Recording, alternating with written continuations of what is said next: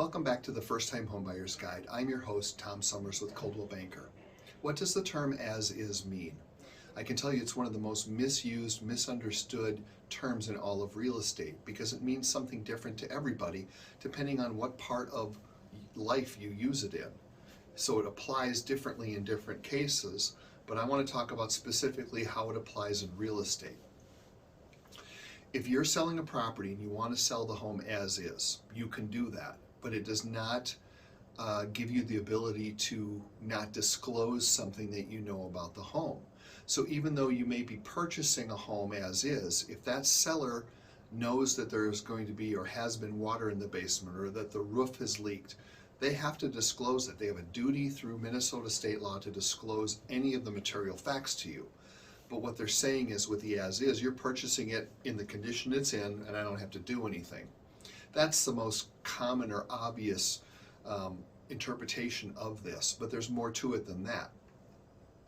Let's say the house is really clean and it's being sold as is because it's an estate where the parents have passed away and the kids are selling it and none of them have ever lived in the property.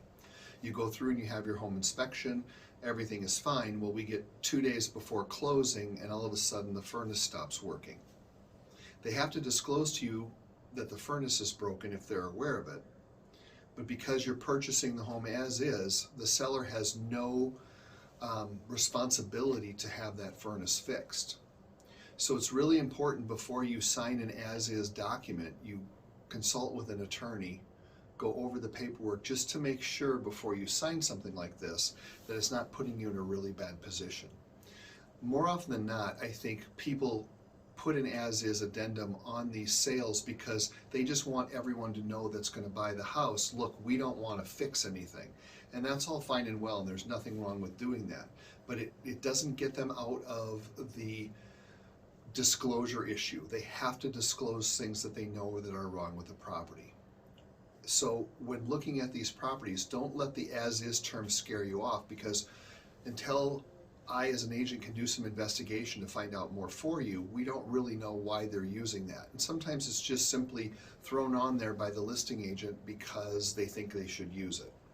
So don't walk away from a home that might be the perfect fit for you based on something like that.